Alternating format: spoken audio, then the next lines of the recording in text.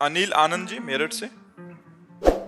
राधे राधे महाराज जी। महाराज जी, मैं पिछले 2 वर्षों से YouTube के माध्यम से आपके प्रवचन सुन रहा हूँ। महाराज जी, जो जो आपने दुर्व्यसन बताए पिछले लगभग 25 वर्षों से उनसे दूर हूँ। किंतु महाराज जी, भगवान जी भगवत गीता में कहते हैं कि महाराज जी, इनका कहने का भाव है कि साधक अपनी इंद्रियों को भोगों से रोक सकता है, किंतु इंद्रिय विषयों के प्रति उनकी रुचि बनी रहती है। महाराज जी, रस नृत्य तो परम के दर्शन के बाद होता है, यही स्थिति इस साधक की है। तो महाराज जी, जब तक ईश्वर दर्शन या परम दर्शन नहीं होगा, नहीं, तब ऐसा तक नहीं क्या कि सावधानी? ईश्वर दर्शन के बाद ही रस बुद्धि नष्ट होती, नहीं। जिस समय हमारा भजन में स्वाद आ जाता है तो इन सब भोगों से विरति हो जाती। भगवत साक्षात्कार के पहले ही, जैसे सूर्योदय होने के पहले ही अंधकार नष्ट हो जाता है ना, प्रातः काल वेला में सूर्य उदय तो बहुत विलंब से होता है, अंधकार पहले ही नष्ट हो जाता है। ऐसे भगवान के साक्षात्कार के पहले ही चित्त निर्विषय हो जाता है। तो आप उसकी चिंता न करें, जैसा जैसा भजन होता जाएगा वैसे वैसे विकार नष्ट होते जाएंगे। भागवत में लिखा हुआ है एकादश स्कंद में कि जैसे एक एक कवल भोजन पाने से क्षुधा निवृत्ति, पुष्टि, तुष्टि एक साथ होती जाती है, ऐसे एक एक नाम जप करने से संसार से वैराग्य, स्वरूप का बोध और भगवान से प्रेम, ये तीनों बातें होती जाती हैं। तो हम अधिक से अधिक नाम जप करें तो रस बुद्धि खत्म हो जाएगी। जीवन में मैं यही सोचता हूँ कि मैं रस बुद्धि अभी तक 62 साल की अवस्था हुई, अभी तक रस ये अवस्था से नहीं जाती है, तो 92 की हो जाएगी तो नहीं जाएगी क्योंकि ढांचा पुराना हो जाता है, लेकिन ढांचे में रहने वाला पुराना थोड़ी होता है। मन कभी बूढ़ा नहीं होता है, बुद्धि कभी बूढ़ी नहीं होती है, जीवात्मा कभी बूढ़ा नहीं होता। ये सब यंग रहते, जवान रहते हैं, शरीर भर बूढ़ा हो जाता है। तो ये नाम जप अधिक से अधिक, अगर नाम जप किए हो, देखो आप तो 62 वर्ष के हैं, यहाँ 18-18, 22-22 वर्ष के बच्चे हैं और कहीं सुई की नोक भर कोई गलती नहीं है, कोई मनोरंजन नहीं है, सबके पास मोबाइल नहीं है, मोबाइल केवल कार्य करने वालों के पास है, बहुत आनंद से हैं, उत्साह पूर्वक हैं। क्यों हैं?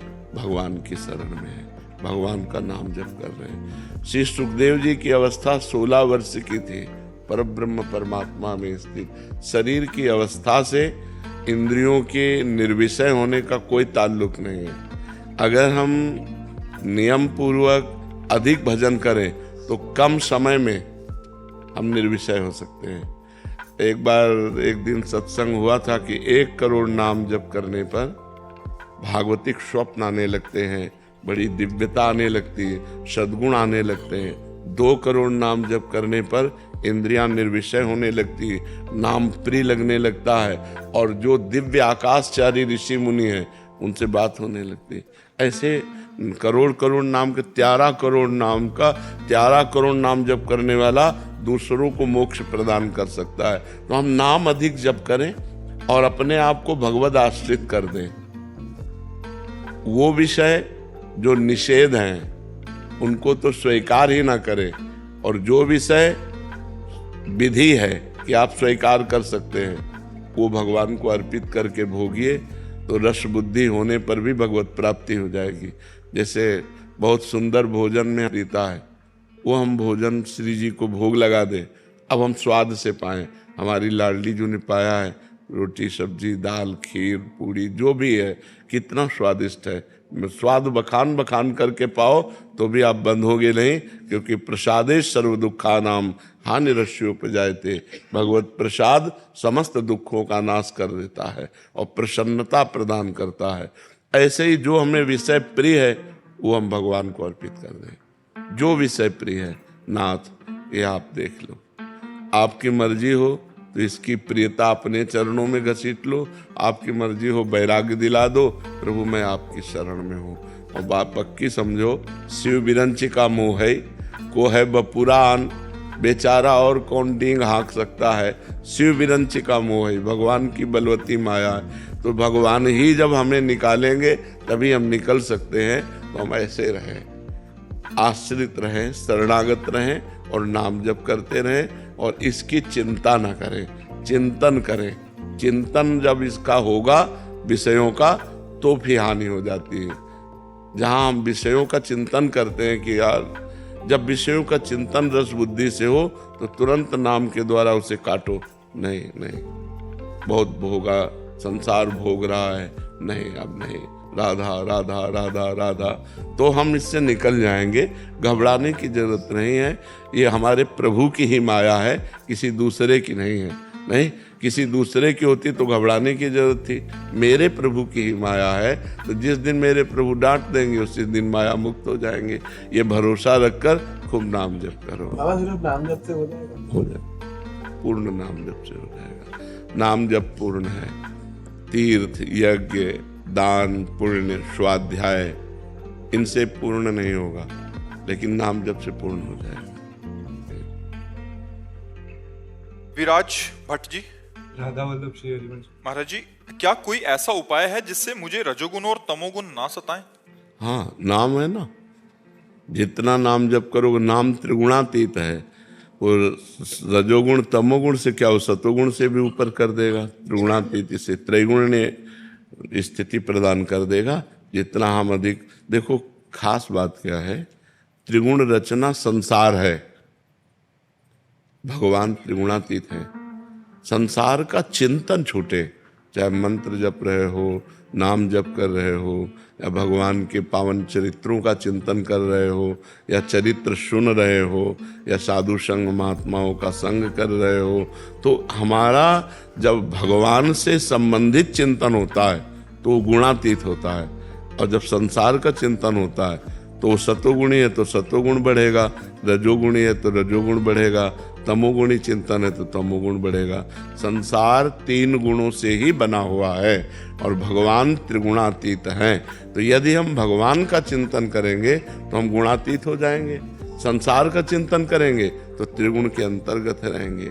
तो यही डरपि हरिवंश हित, जिनो भ्रमय गुण सलिल पर, जे नामन मंगल लोक त्यों, सो हरिपद भज न विलंब कर। डरते रहो कहीं रजोगुण तमोगुण हमें नष्ट न कर दें, इसलिए जिनका नाम तीनों लोकों का मंगल करने वाला है उन भगवान का नाम जप करें। महाराज जी, घर पे जाते ही थोड़े टाइम तक रहता है यहाँ का प्रभाव नाम का, उसके बाद कभी कभी ऐसा हो जाता है कि मैं तमोगुणी हो गया हूँ और उससे बाहर नहीं निकल पाऊंगा, नाम छूटने लगता है। ऐसा होता है कि नाम छूट जाएगा तो मेरा क्या होगा? बिल्कुल बिल्कुल नहीं, बहुत कृपा आपके ऊपर है। जो नाम छूटने पर आपको पीड़ा होती है, ये भगवान की विशेष कृपा है। विशेष कृपा पात्र में ये लक्षण होते हैं, नहीं तो इस अवस्था में तो भोगों का चिंतन और भोगों की क्रियाएं, इसी में जीव मस्त रहता है। लेकिन आप यौवन अवस्था में भगवान नाम छूट न जाए, इस पीड़ा से युक्त है, इसलिए विशेष कृपा आप कर रहे हैं। हाँ, ये ध्यान रखिए खान पान गड़बड़ न होने पावे। अगर हमारा खान पान प्याज लहसुन या शुद्ध भोजन, या जिन पात्रों में लोग मांस बनाते हैं उन पात्रों का भोजन जैसे होटल में है, रिश्तेदारों, फिर हमारी बुद्धि पतित हो जाएगी। तो कुसंग का त्याग करें और अभक्ष भोजन का त्याग करें, और शांत भाव से भगवान के नाम की बार बार आवृत्ति करते रहें, तो हम विजय को प्राप्त कर लेंगे। रजोगुण तमोगुण पर विजय। महाराज जी, एक छोटा सा और सवाल है। मैं दीक्षा की दिनचर्या पालन करने की कोशिश कर रहा हूँ, लेकिन मुझे ऐसा कभी कभी लगता है कि जब तक ऐसा लगे ना तब तक दीक्षा मत लो, नाम जप करो।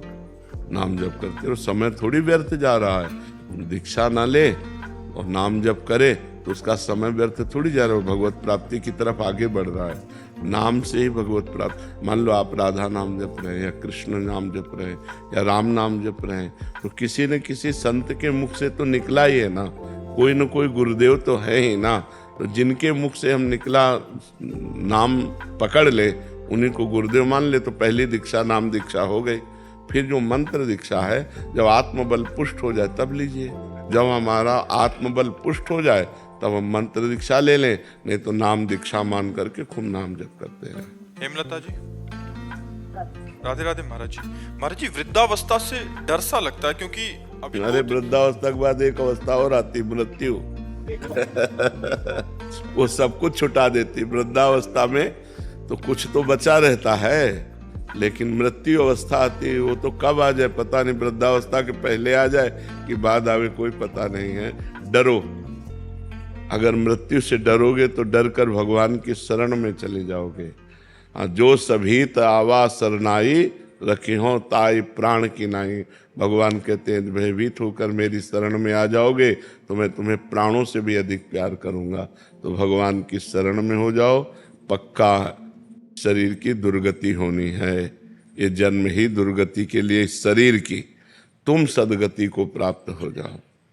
अगर भजन ना हो तो बहुत कष्टप्रद शरीर होता है। प्रेम में अपने प्यारे के द्वारा किया हुआ विधान सर्वमंगल में होता है। जोई जोई प्यारो करे सोई मोहि भावे। मेरे प्यारे जैसा करते वैसा भक्त। जब तक प्रभु से नहीं जुड़ोगे तो भय ही भय है। कैंसर हो जाए, कहो जवानी में कैंसर हो जाए, कहो क्या रोग हो जाए। अब क्या देखो, हम बचपन से बाबा जी हमारे दोनों किडनी फेल, क्या रोग हो जाए, कौन सी परेशानी आ जाए, हाथ टूट जाए, पैर टूट जाए, दिमाग खराब हो जाए, कब क्या हो जाए। इसलिए हम भगवान की शरण में रहें, कोई पाप कर्म न करें, नाम जप करें तो हृदय में आनंद रहेगा। ऐसी स्थिति में भी हमारे हृदय में उत्साह है, हमारे हृदय में आनंद है, हमारे हृदय में एक शीतलता है, एक गंभीरता है, एक शांति है। ये हम इसलिए बता रहे हैं आपको कि हम भगवान की शरण में केवल इस बात से हम बच रहे हैं। जैसे पूरे मकान में आग लगा दी गई हो और एक शीतल कमरे में कोई बैठा हो, आंच भी ना पहुंच रही हो, ऐसे हमें भगवान रख रहे हैं कि पूरे शरीर में भीषण कष्ट और हम आनंद में रह रहे हैं। भगवान की शरणागति का ये फल है। अगर भगवान की शरण में हो जाओ, नाम जप करो, तो यही आपको भी, आप पर भी कृपा हो जाए। देखो प्रहलाद जी को आग में जलाया गया, पर्वत से दबाया गया, जल में डुबाया गया, विष पिलाया गया, लेकिन कोई फर्क पड़ा क्या? क्यों? क्यों भगवान श्री हरि की गोद में है, वो हरि की स्मृति में है, वो हरि के चिंतन में डूबे हुए हैं। तो क्या आप चिंतन नहीं कर सकते? विचार करो, क्या आप राम राम हरि हरि कृष्ण कृष्ण नहीं जप सकते? आप जप के देखो, इसे साधारण मत मानो, आप कह के देखिए, लोक और परलोक तुम्हारे दोनों मंगल में हो जाएंगे। भाव लगे ना लगे, श्रद्धा बने ना बने, मन लगे ना लगे, केवल जबरदस्ती जपिए। जैसे एक गरीब आदमी ओवर टाइम भी मेहनत करता है पैसे के लिए, ऐसे अधिक से अधिक समय नाम जप कीजिए। देखिए ये लोक और परलोक सब मंगल हो जाएगा, सब जगह आनंद हो जाएगा। रश्मि जी दिल्ली से, अलका जी, महाराज जी आप दोनों का एक जैसा था कि महाराज जी जब सामने परिस्थिति आती है, जब कोई कटु वचन बोलता है, तब नाम क्यों नहीं सुनाई देता? बहुत कोशिश करने पे भी मुख से प्रतिक्रिया हो जाती है। अभ्यास की कमी है। यदि अभ्यास करें, पागल आदमी यदि रोड में कटु वचन कहता हो, गाली देता हो, तो आपको बुरा नहीं लगेगा, क्योंकि आपको पता है आदमी पागल है। क्यों? पागल आदमी जैसे आपको गाली देने लगे या आपको मारने लगे तो आप उसके प्रति बुरा नहीं करेंगे, क्योंकि आपके अंदर एक भावना रहती है, ये आदमी पागल है। ऐसे ही जब कोई हमें गाली देता है तो हम विचार के द्वारा समझे अभी ये पागल है, ये क्रोध से पागल हो गया, ये ईर्ष्या से पागल हो गया, ये द्वेष से, ये बेचारा दया का पात्र है, इस पर क्या नाराजगी करें। जब हम भावना बदल देंगे तो हमें आनंद मिलने लगेगा। यदि हम ऐसी बात सोचने लगे या फिर ये सोचे मेरे भगवान इसमें विराजमान है, मेरा कोई कर्म है जिस कर्म को पवित्र करने के लिए भगवान इसके अंदर से प्रतिकूलता, कटुवचन, अपमान, तिरस्कार दे रहे हैं, मुझे सह लेना चाहिए, सहने से मेरे पाप नष्ट हो जाएंगे। तो हम अगर विचारवान हैं तो हम बच सकते हैं, अगर विचारवान नहीं है तो एक गाली दी हम दो गाली दे दिए, ये सब ठीक नहीं है। भजन करने वाला उपासक करत जे अनुशहन निंदक तिनहु पे अनुग्रह कियो। जो हमारा अपमान करें, जो हमारी निंदा करें, जो हमें दुख दें, उनको भी भगवान सुख दें, उनकी बुद्धि शुद्ध कर दें। वो बेचारा दोषी नहीं है, उसकी बुद्धि दूषित है, अगर बुद्धि ठीक हो गई तो बहुत अच्छा आदमी हो जाएगा। तो हे भगवान, जो ये हमारे सामने हमको गाली दे रहा है, नाथ इसकी बुद्धि शुद्ध कर दो, इसको आनंद प्रदान करो। ये भजन करने वालों का स्वभाव होता है, तो फिर भजन में हानि नहीं होगी। और अगर हम दूसरे का अमंगल मनाने लगे, बुरा मनाने लगेंगे, तो वहाँ बुरा जब होगा हमारा पहले बुरा हो जाएगा कि हमारा भजन छूट जाएगा, हमारा हृदय मलिन हो जाएगा, हमारा हृदय जलने लगेगा। जी। राज प्रकाश शर्मा जी, भोपाल से। दंडवत महाराज जी प्रातः स्मरणीय पूरी पीठाधीश्वर महाराज जी जो शंकराचार्य जी महाराज जी हैं, कृपा से दास को उनके सानिध्य एवं संरक्षण का सौभाग्य प्राप्त हुआ। सेवा निवृत्त होने के पश्चात जब श्रीधाम वृंदावन में वास हेतु गुरुदेव ने आज्ञा प्रदान की, तब उन्होंने ये भी निर्देश किया कि वृंदावन में निवास के लिए किसी संत महापुरुष अथवा ब्रजवासी वैष्णव से वहां की रहनी रिवाज की जानकारी लेकर तथा उनकी अनुमति प्राप्त कर ही ब्रजधाम वास कीजिएगा, उचित रहेगा। इस संदर्भ में गुरुदेव, मैं आपके श्री चरणों में निवेदन करता हूँ कि मुझे वृंदावन वास की रहनी की शिक्षा और मर्जी कैसे। सबसे सार बात है, देखो, आप गृहस्थ धर्म से युक्त हैं, आपने जो भी कमाया है उस कमाई हुई वस्तु से ही आप अपना भरण पोषण करें। यहाँ के किसी ब्रजवासी या किसी वैष्णव या किसी संत के प्रति कभी दोष दृष्टि न करें। वो आपको गाली दे, वो आपके प्रति अवहेलना की भावना रखे, तो भी मान लो आप जैसे वास कर रहे हो तो यहाँ के ब्रजवासी भगवान के पार्षद हैं, तो बस हम सौम्य और शांत रहें। किसी संत की निंदा, वैष्णव धाम है, यहाँ बहुत से वैष्णव जन हैं, तो किसी वैष्णव की निंदा ना करें और रज रानी का सेवन करें। रज रानी अगर हो सके तो रज के पात्र में भोजन पाइए, बहुत पवित्र भोजन हो जाता है। जब हम यहाँ के रज में बनी हुई पात्र जो है ना, वो मिलते हैं, कामा में मिलते हैं, अपने लोग जितने भी सब साधक हैं सब उसी में पाते हैं। और अपनी सैयाग में थोड़ी रज डाल लीजिए, जैसे ऐसे रज डाल लिया और ऊपर से बिछौना बिछा लिया, तो हम रज में ही सोते हैं, रज के पात्र में खाते हैं। यहाँ रज का बहुत बड़ा महत्व है, ब्रज रज का बहुत बड़ा महत्व है। और हो सके तो 1-2 रोटी निकाली, गऊ को पवा दी, चिड़िया पक्षियों को पवा दिया, कुछ दाना 100-200 ग्राम लेकर डाल दिया, जिससे जैसे कबूतर हैं, अन्य पक्षी हैं, वो दाना चुन ले। यहाँ के पक्षियों की सेवा, यहाँ के ब्रजवासियों की सेवा, संतों की सेवा अगर ना बन सके तो हम अपराध न करें और धाम में पड़े रहें। और वृंदावन बस के इतनो बड़ो सयान कि जुगल चरण के भजन में निमिष न दीजिए जान। पलक झपकने के समय को निमिष कहते हैं। एक निमिष भी हम प्रभु का चिंतन न छोड़ें, यही धामवास की रहनी है। हम रज का सेवन करें, सबसे झुक के रहें, किसी की निंदा स्तुति न करें, अपनी कमाई का खाएं और भगवान नाम जप करें, इसी से सब हो जाएगा। सरल शब्दों में धामवास की रहनी गृहस्थ धर्म से युक्त होकर के। नमिता पवार जी, पुणे महाराष्ट्र से। राधे राधे महाराज जी, अगर स्वर्ग और नरक में हम पुण्य और पाप के फल भोगते हैं, तो हम धरती पर कौन से पापों और पुण्यों का प्रारब्ध भोगते हैं? जब सजा होती है तो जुर्माना भी होता है कि नहीं होता? कि 10 साल की सजा और 1 लाख रुपया जुर्माना होता है ना। तो ऐसे ही शेष बचे हुए कर्मों को जो जुर्माना रूप होते हैं, वो यहाँ मृत्यु लोक में भोगना पड़ता है। बकाया पूर्ण हिसाब किताब तो नरक और स्वर्ग में होता है। पुण्यों का स्वर्ग में और पाप का नरक में। और बचे हुए पाप, जो पुण्य और पाप होते हैं, उनसे मिश्रित मानव देह बनता है। पुण्य देह देव देह, पाप देह यातना देह, और पाप और पुण्य मिश्रित देह मानव देह। तो इसमें कुछ पाप, ज्यादा नहीं, कुछ पाप और कुछ पुण्य मिलाकर बनाया जाता है, जिससे कभी सुख कभी दुख, कभी सुख कभी दुख, ये पूरे जीवन चलता रहता है।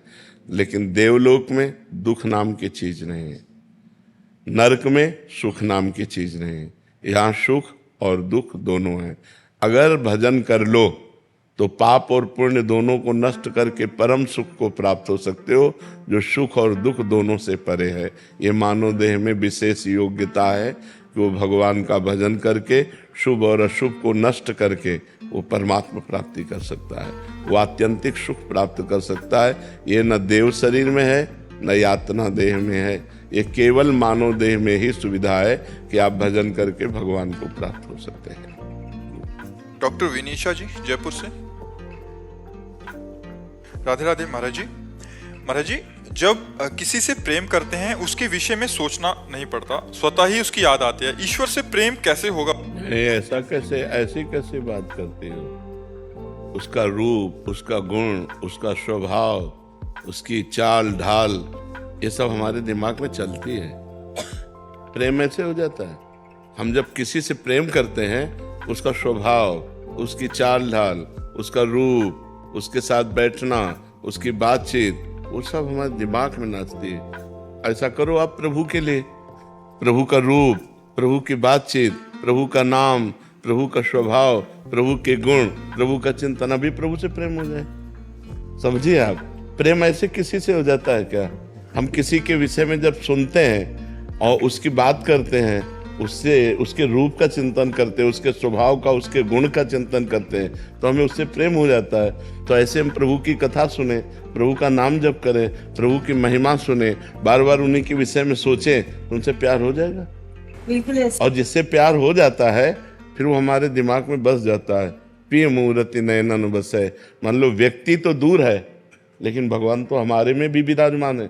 जब सब जगह है तो मेरे पास भी है, जब सब समय है तो इस समय भी है, तो भगवान तो मेरे समीप है। जब वो हमारी हर बात सुन रहे हैं, जब उनसे हम प्यार करना चाहते हैं, तो हमारे सामने वो आने लगते हैं, हमारे ध्यान में वो झांकी रूप आने लगती है। और जब अधिक प्यार हो जाता है तो साक्षात दर्शन हो जाता है, फिर तो निहाल हो जाता है। पर प्रभु से प्यार इसलिए नहीं होता कि हमें बहुतों से प्यार है, खाली जगह नहीं है। हमारी हृदय रूपी धर्मशाला पहले से देखो, कोई न कोई विषय से प्रीति है, अपने शरीर से प्रीति है, अपने शरीर संबंधियों से प्रीति है। तो भगवान ने अपनी प्रीति के लिए कहा है, जननी जनक बंधु सुतदारा, तन धन धाम सुहृद परिवारा, सबकी ममता ताग बटोरी, मम पद मन ही बांध बटोरी। भगवान से प्रेम करने के लिए एक शर्त है कि किसी से आपका प्रेम होना नहीं चाहिए। अगर किसी वस्तु से भी प्रेम है तो भगवान से प्रेम नहीं होगा, वो वस्तु आपको घसीट लेगी। भगवान से प्रेम करने के लिए एकदम समेटना होगा और सीधे पूरा पावर भगवान की तरफ, अभी प्रेम हो जाएगा। जैसे मीरा जी कहती, मेरे तो गिरधर गोपाल, ये बात हम लोग बोल सकते हैं ये मेरे तो गिरधर गोपाल, लेकिन सच्ची बात ये हम नहीं बोल सकते दूसरों न कोई, है नहीं? दूसरों न कोई, उसमें अपना शरीर भी नहीं है। देखो, जहर दिया गया, जहर का प्याला मीरा जी पी गई कि नहीं? अगर शरीर प्रिय होता तो जहर का प्याला कैसे पीती? शरीर भी प्रिय, दूसरों न कोई, मेरे तो गिरधर गोपाल, दूसरों जाके सिर मोर मुकुट, मेरो पति सोई। तो इसमें थोड़ा सा अनन्यता चाहिए, और सब जगह से प्रियता हटाकर जब हम प्रभु के चरणों में प्रेम करते हैं तो हमारे नेत्रों में बस जाते हैं, हमारे हृदय में बस जाते हैं, हमारे रोम रोम में वही छा जाते हैं। मीतू शर्मा जी, मुंबई से। राधे राधे महाराज जी। गुरुदेव, घर में लड्डू गोपाल विराजमान हैं, उनकी सेवा वात्सल्य भाव से करते हैं। जब किसी मंदिर में दर्शन करने जाते हैं तो महाराज जी वहाँ कुछ भाव हमारा अलग हो जाता है। हमें लगता है कि हमारे ठाकुर जी, मेरे लड्डू गोपाल बड़े हो गए हैं, मेरे से दूर हो गए हैं। महाराज जी ऐसा भाव आता तो महाराज जी क्या? जब जाइए तो अपने गोपाल जी को लेके जाइए कि चलो तुम्हें बड़े भगवान के दर्शन कराते हैं। अपने ठाकुर जी को साथ रखिए और उनको भी दर्शन कराइए। भाव तो अपना ही है ना।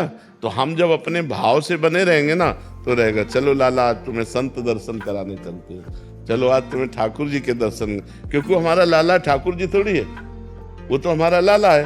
ठाकुर जी के दर्शन तो हमारा भाव भी बना रहेगा और आनंद भी रहेगा, हर समय हमारे लाला हमारे साथ रहेंगे। गौरव चौहान जी, श्री हरिवंश। श्री हरिवंश महाराज जी। महाराज जी, आपके सत्संग और एकांतिक वार्तालाप को सुनते ही ऐसा क्यों लगता है कि प्रत्येक शब्द मेरे लिए ही कहा जा रहा है? वैसे हर सत्संगी को ऐसा ही अनुभव होना चाहिए, क्योंकि हर प्रश्न का उत्तर सबके लिए है, किसी एक के लिए नहीं। एक प्रश्न करता है लेकिन लाखों को उत्तर जाता है और लाखों का कल्याण हो सकता है। अगर लाखों स्वीकार करें तो लाखों मंगल में भगवान के मार्ग में चल सकते हैं। ऐसा हर सत्संगी को लगना चाहिए कि ये सत्संग मेरे लिए ही हो रहा है, मेरे सुधार के लिए हो रहा है, मेरे में जो अवगुण हैं उनको दूर करने की प्रेरणा हो रही है। ऐसा ही होना चाहिए। आभास सेठ जी। राधे राधे। महाराज जी आपके चरणों में कोटि कोटि प्रणाम। महाराज जी भगवान के साथ साथ माता पिता भी पूजनीय हैं, इनको खोने से डर सा लगता है महाराज जी, जैसे भगवान के रूठने से।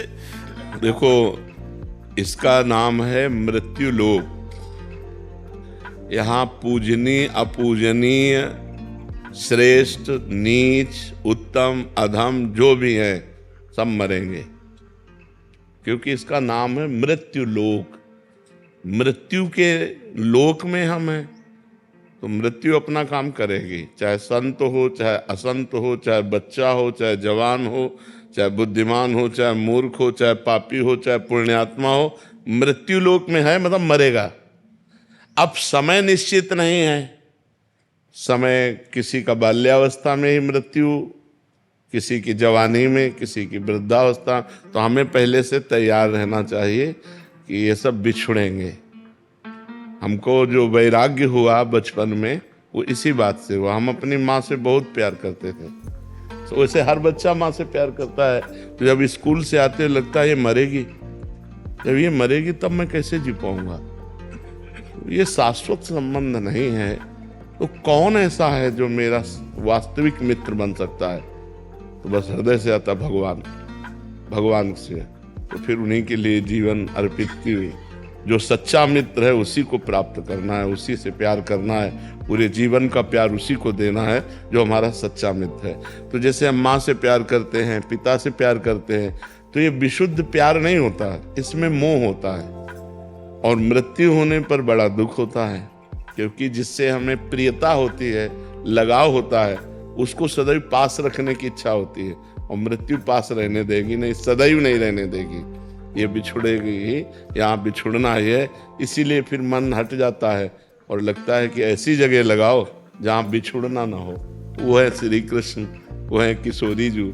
जहाँ मन लगा दो तो फिर बिछुड़ना नहीं होगा, वो हमारे मन ही में आके बैठ जाएंगे और सदा सदा के लिए बैठ जाएंगे। रेवती जी पुणे से, राधे राधे महाराज जी। महाराज जी निर्गुण ब्रह्म से प्राप्त ब्रह्मानंद, सगुण ब्रह्म से प्राप्त भगवतानंद, महाराज जी अनुपम परमानंद से पृथक श्री कृष्ण रसामृत प्राण आनंद रस।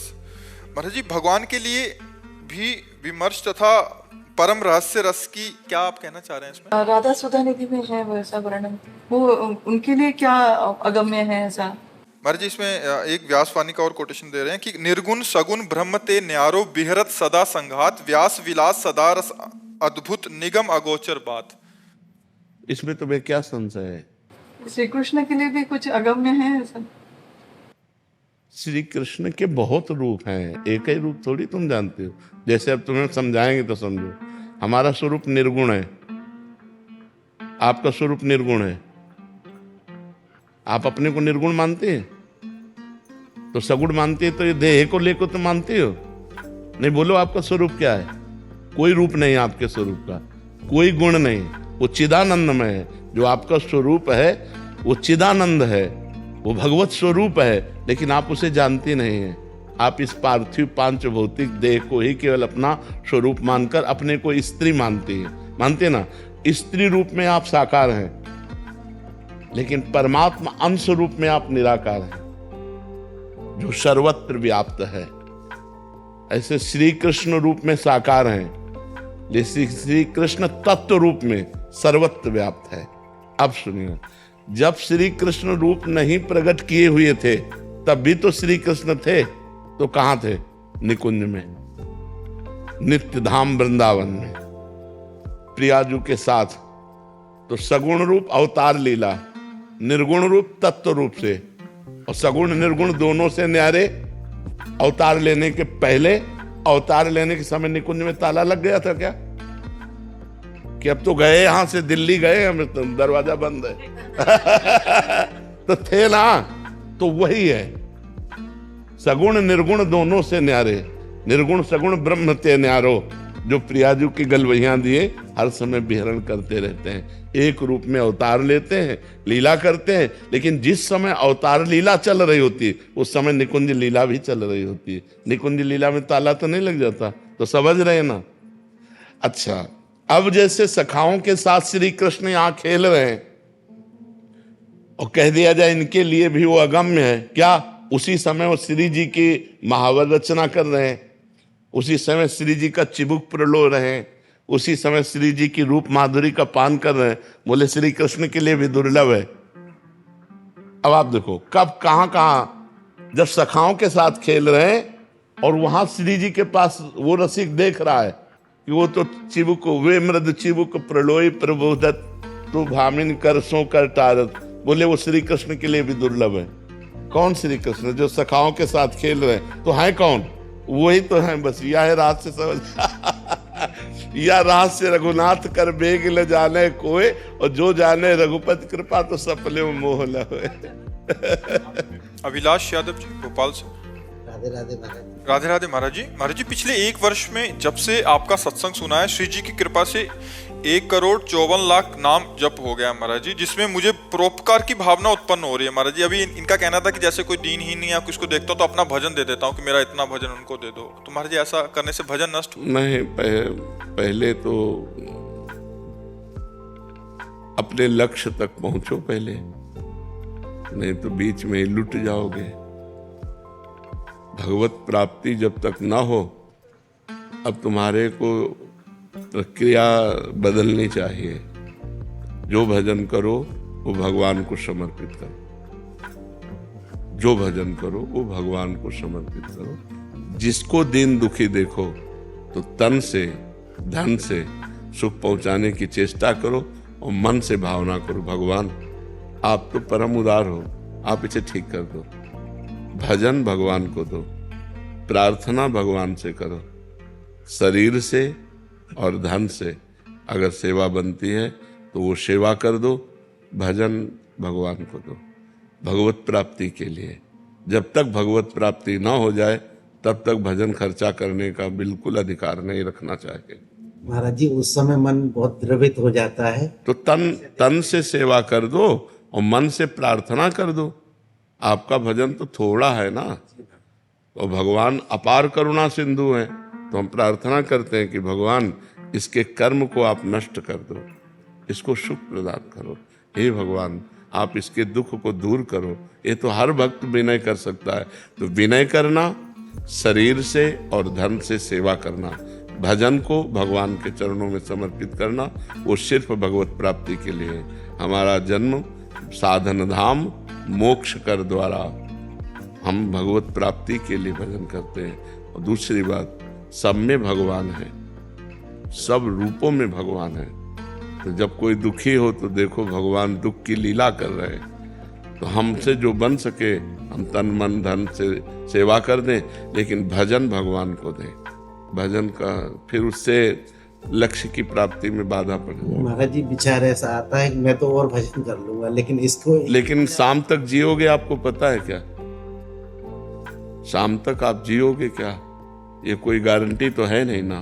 तो पहले हम अपना कार्य करते मनुष्य जीवन का, पहले अपना कल्याण करें, अपने को भगवत प्राप्ति करें। तो जब आप भगवत प्राप्त हो जाओगे तो वासुदेवा सर्वम, कोई जीव बचा ही नहीं, सब भगवान ही है। यही अनुभव हो जाएगा। सिय राम में सब जग जानी। तो नाटक मंच पर दुख सुख का नाटक कर रहा है, वस्तुतः वो परमात्मा है, ऐसा ज्ञान हो गया तो ये वृत्ति भी चली जाएगी। समझ रहे ना? असलियत में परमार्थ में पहले तुम चढ़ो, तुम अध्यात्म को प्राप्त हो। तो जब तुम्हारा चश्मा बदलेगा तो सर्वम खलमिदम ब्रह्म, सब ब्रह्म विराजमान है। तो दुख सुख का कोई खेले नहीं है। माया में दुख सुख है। जैसे स्वप्न में दुख सुख होता है तो जागृत में मिट जाता है, ऐसे ही जागृत का दुख सुख ज्ञान में मिट जाता है। जब आप ज्ञान को प्राप्त होगे, भगवान को प्राप्त होगे, तो न दुख है न सुख है, वही सच्चिदानंद परमात्मा स्त्री पुरुष रूप धारण किए हुए लीला कर रहा है, ऐसा अनुभव आएगा। तो अपने भजन को भगवान को समर्पित कर। महाराज जी आपके चरणों में कोटि कोटि प्रणाम। महाराज जी मेरी उम्र 48 वर्ष है। हम दोनों पति पत्नी पिछले 2 वर्षों से दीक्षित हैं। दोनों मिलकर गुरुदेव भगवान के बताए मार्ग पर चलने का अथक प्रयास भी कर रहे हैं। महाराज जी मेरे अंदर काम भाव बिल्कुल नहीं है, लेकिन गुरुदेव की वाणी के अनुसार उनका काम भाव पूरा करने के साथ देती हूँ। लेकिन मेरे मन में बहुत जलन होती है, 2-3 दिन तक भजन रुक जाता है महाराज जी, बिगड़ जाता है। ऐसे में महाराज जी मुझे क्या करना चाहिए? नहीं, अगर हमें ये भाव आ जाए कि हम अपने पति की सेवा करते हैं, उसे काम भाव क्यों देखें? भक्ति भाव में सेवा भाव है और पति को हमने भगवान माना है और पति को हमने अपना हाथ समर्पित किया है। अगर उनका इस शरीर पर अधिकार है और वो काम भाव से इसका सेवन करते हैं तो हमें प्रसन्न रहना चाहिए। हमें काम सुख का स्वाद नहीं लेना, लेकिन अपने पति को संतुष्ट करने के लिए तो उसमें न जलन होनी चाहिए न खुशी होनी चाहिए, समभाव होना चाहिए। मेरी कोई इच्छा नहीं है, आप हमारे पति हैं, जैसी आज्ञा करें, शांति करें। 2-3 दिन भजन रुक जाना या पर ये केवल आपके भाव की परेशानी और कोई परेशानी नहीं है, केवल भाव की परेशानी। एक बार भाई जी से हनुमान प्रसाद पोद्दार जी से उनकी पत्नी ने कहा कि आप तो भगवत प्राप्त हो गए काशी में, कहा आप भगवत प्राप्त हो गए, हम तो गृहस्थ हैं, हमें संतान चाहिए। अब आप भगवत प्राप्त हैं तो कैसे संतान होगी, क्योंकि भगवत प्राप्त के अंदर काम ही नहीं होता। तो उनका तुम केवल इतना देखो, ये हनुमान प्रसाद पोद्दार मेरा पति है, बस ये हनुमान प्रसाद पोद्दार तुम्हारे लिए सिर्फ तुम्हारा पति है, भाई जी महाराज ने। और इसके बाद सावित्री नाम की कन्या प्रकट हुई। तो धर्म में काम भगवान का स्वरूप है, वो निषेध नहीं है।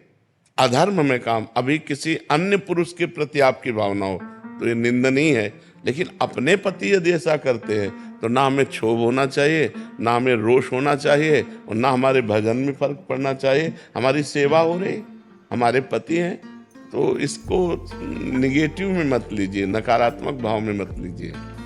नेगेटिव में नहीं लेते, लेकिन कुछ चीजें ऐसी थी जिन्हें छुड़ाया गया आपकी वाणी के द्वारा ही पूरी होती थी, और अब वो चीजें बार बार आंखों के सामने आ जाती है जब भी ऐसा होता है।